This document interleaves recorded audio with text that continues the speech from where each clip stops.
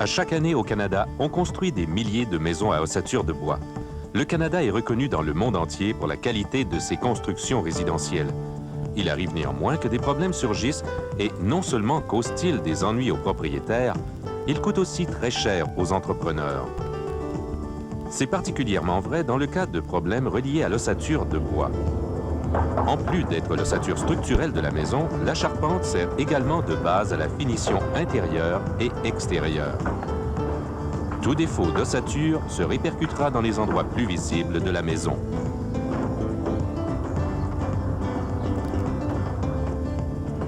Au cours de cette émission, nous examinerons des façons d'éviter les problèmes reliés à l'ossature de bois. Nous identifierons certains problèmes communs pour ensuite offrir des solutions. Qu'est-ce qu'un problème d'ossature? Eh bien, il peut être tel que vous devrez poursuivre l'entrepreneur pour régler un problème de structure ou de pourrissement de l'ossature représentant un danger. Les problèmes les plus fréquents se limitent toutefois aux clous qui ressortent des murs, à des fissures dans les plaques de plâtre ou encore au mauvais fonctionnement de portes et de fenêtres. Ces réclamations coûtent des millions de dollars à l'industrie du bâtiment. Il existe une variété de problèmes, mais la solution est toujours la même. Travaillez avec fierté et assurez-vous que le travail soit bien fait du premier coup. Un niveau élevé de savoir-faire vous évitera de graves problèmes et vous permettra d'économiser de l'argent. La majorité des problèmes reliés aux ossatures de bois se classent en deux catégories. Ceux liés à la structure du bâtiment et ceux liés aux effets de l'humidité. Nous examinerons chacune de ces deux catégories séparément. Mais d'abord, arrêtons-nous sur les particularités du bois. Un arbre vivant est presque entièrement composé d'eau. Dès coupé, l'arbre commence à perdre cette humidité. À mesure que l'eau s'évapore et quitte les cellules, il se produit un phénomène de rétrécissement. Cette relation avec l'humidité environnante est la cause des deux principales limitations du bois, le rétrécissement et le pourrissement. La meilleure façon de prévenir la pourriture est d'empêcher l'humidité environnante de pénétrer le bois. La moisissure est un ennemi sérieux. Elle peut faire pourrir le bois, détruisant sa force naturelle. Mais la plupart des moisissures ne peuvent se reproduire lorsque la teneur en vapeur d'eau du bois est inférieure à 19%. On dit du bois humide qu'il est vert. S'il demeure humide, il sera beaucoup plus propice aux attaques des moisissures. En séchant, le bois rétrécit. Une solive de plancher comme celle-ci peut perdre jusqu'à 6 mm ou 1/4 de pouce en largeur. Et lorsqu'une pièce de bois sèche de façon inégale, elle se tord.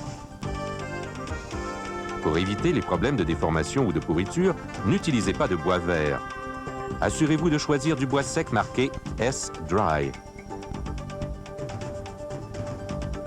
Sur le chantier de construction, on peut éviter la plupart des effets néfastes de l'humidité en prenant de simples précautions lors de la manutention et de l'entreposage du bois. Il est très facile de garder le bois au sec et ces précautions peuvent éviter bien des tracas. Gardez le bois de charpente et de revêtement au sec, à l'écart du sol et recouvert de bâches afin de le protéger des flaques d'eau, de la pluie, de la neige et des rayons directs du soleil.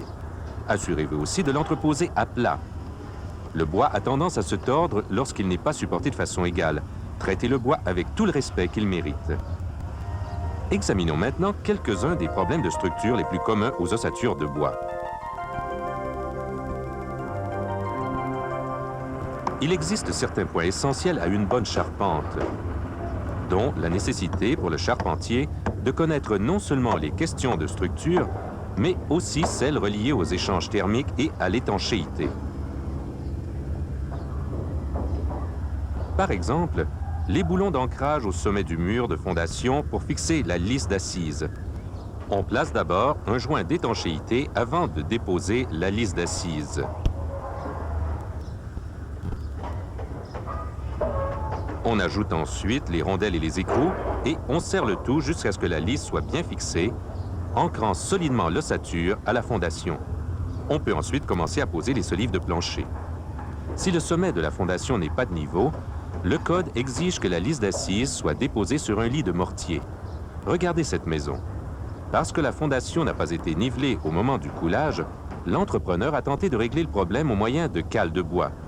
Cela nuit à la capacité de la charpente de transmettre la charge au mur de fondation, crée des problèmes évidents d'isolation et d'étanchéité, tout en contrevenant au code. En tant qu'élément du système de plancher, les poteaux, les poutres, les solives et les supports de revêtement de sol doivent travailler ensemble pour créer un plancher solide et stable.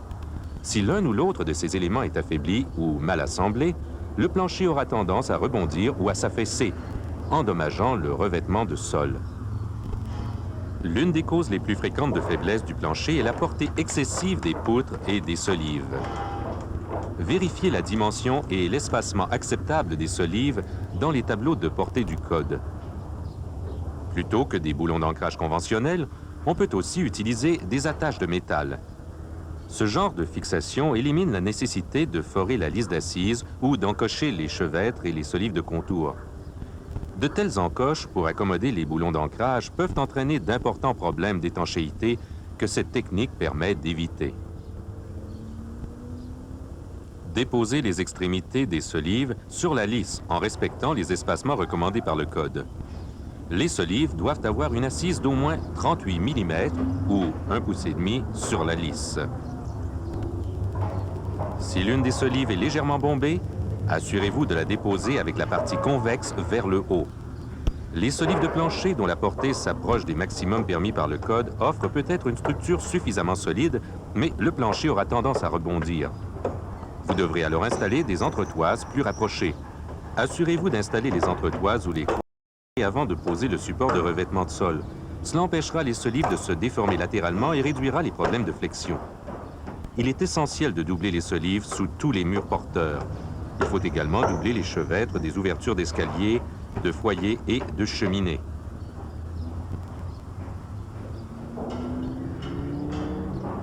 Pour construire la charpente d'une fenêtre en saillie, il faut souvent prolonger les solives de plancher au-delà du mur.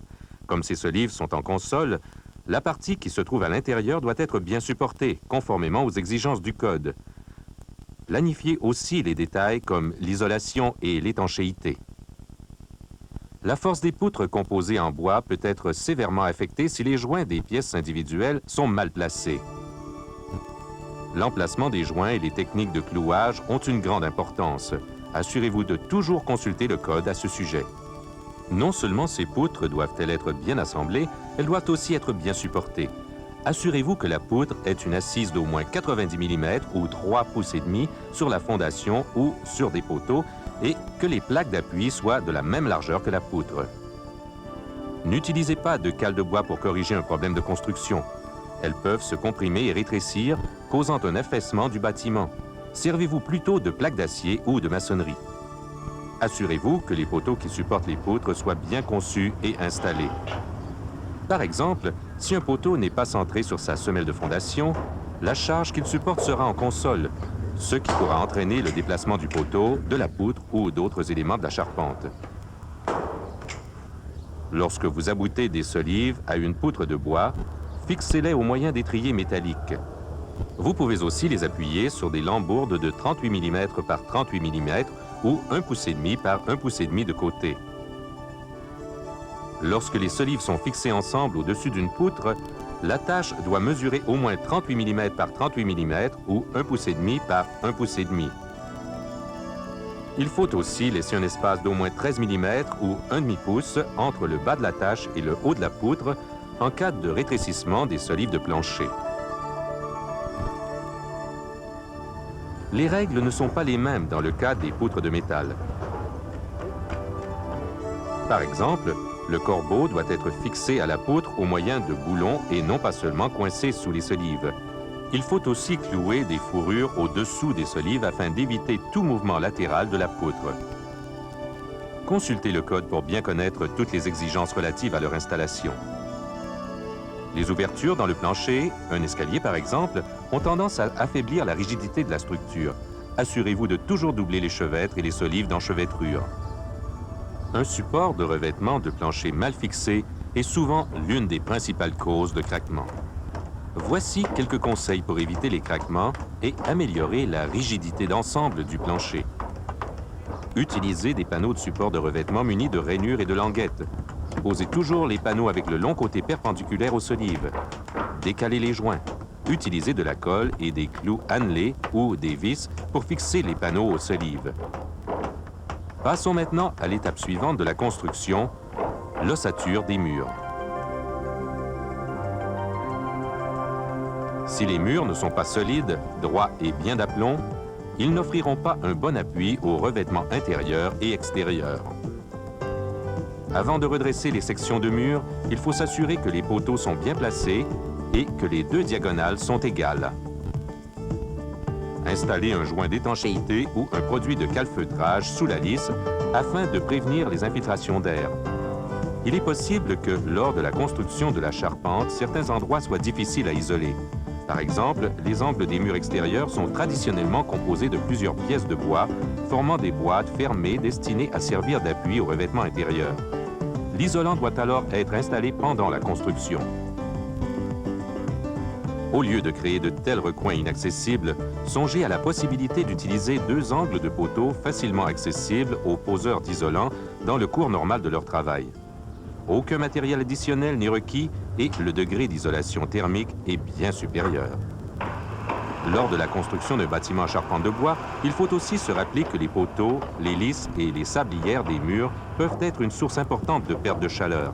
Comme le bois conduit mieux la chaleur que l'isolant, il s'agit du point le plus faible dans l'isolation efficace d'un bâtiment, créant ce que l'on appelle un pont thermique. L'utilisation d'un moins grand nombre de poteaux peut contribuer à réduire les pertes de chaleur. Le code explique en détail l'espacement maximal des poteaux pour divers types de murs et de revêtements. Les entrepreneurs ont aussi d'autres trucs pour réduire les pertes de chaleur, comme de poser des fourrures sur les murs extérieurs ou de faire des murs à poteaux décalés ou à double rangée de poteaux. Les propriétaires de maisons se plaignent souvent que leurs portes et leurs fenêtres fonctionnent mal. La cause en est souvent un rétrécissement des éléments de l'ossature qui exerce alors une pression sur les dormants des portes et des fenêtres.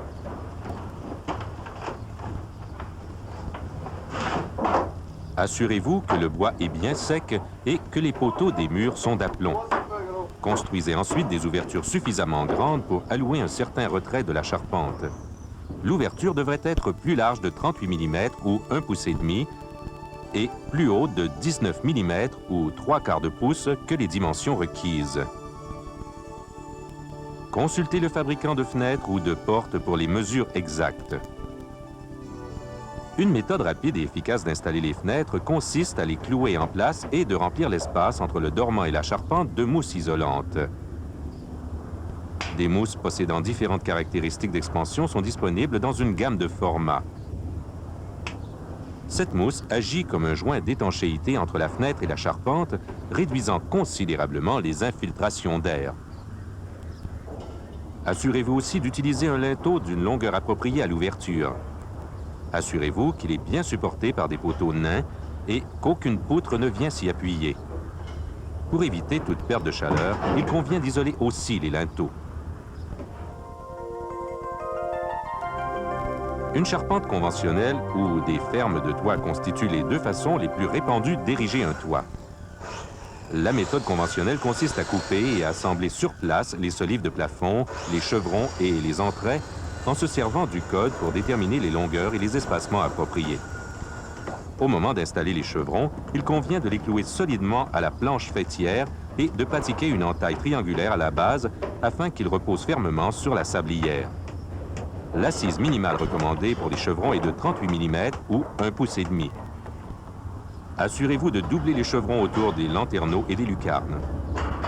Une fois les chevrons cloués en place, fixez les entraits pour plus de solidité. Si les entraits mesurent plus de 2,4 mètres ou 8 pieds de long, il faut ajouter une fourrure au milieu. Une autre façon de construire un toit consiste à utiliser des fermes préfabriquées. Ces fermes doivent être manipulées avec grand soin. Il faut les entreposer à plat, à l'écart du sol et les recouvrir d'une bâche afin de les protéger des éléments. Si l'une des fermes est endommagée, consultez le fabricant et réparez-la en suivant scrupuleusement ses recommandations.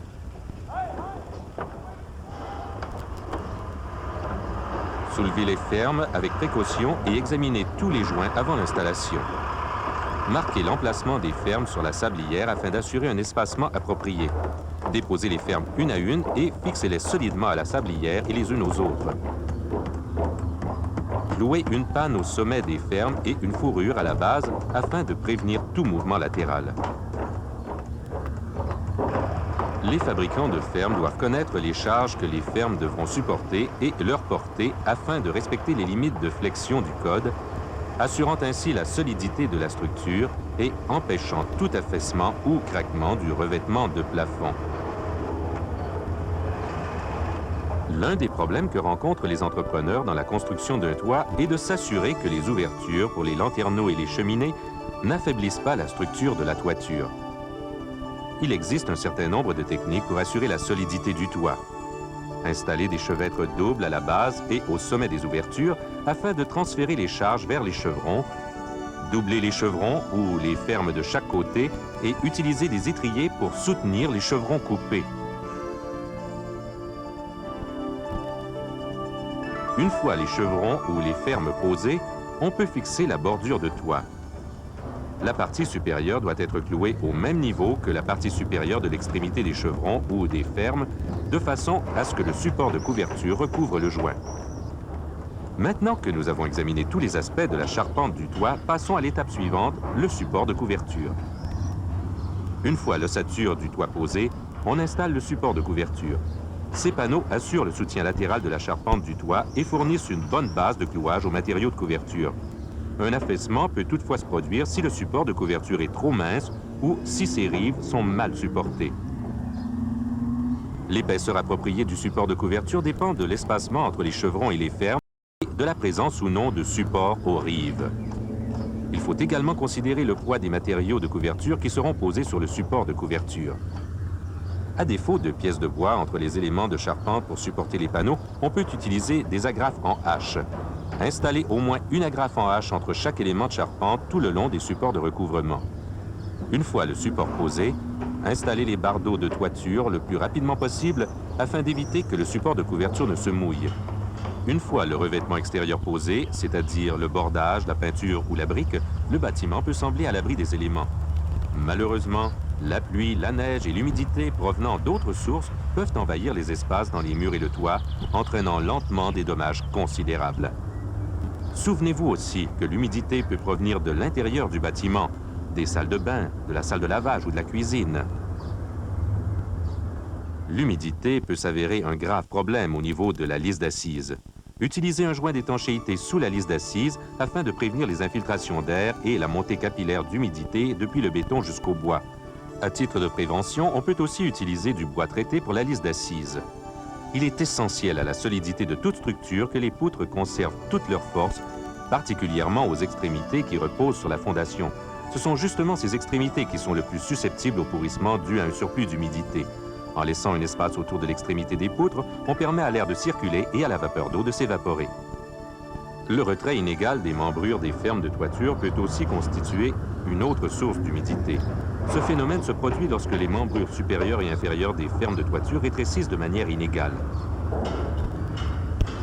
Comme la membrure supérieure est plus froide et plus humide que la membrure inférieure, elle a tendance à prendre de l'expansion et à s'allonger, entraînant un soulèvement de la membrure inférieure. C'est ce que l'on appelle le soulèvement de ferme, un phénomène qui entraîne fréquemment le craquement des plaques de plâtre ou des revêtements de finition. Plusieurs mesures existent pour minimiser ce problème. Pour plus de détails, consultez la vidéo « Le soulèvement de ferme de toiture sans problème » réalisée par la SCHL. Une fois l'ossature terminée, le bâtiment est prêt à recevoir la visite des différents corps de métier pour l'installation des services. Souvenez-vous que ce sont les charpentiers qui établissent les normes auxquelles devront se mesurer les autres corps de métier.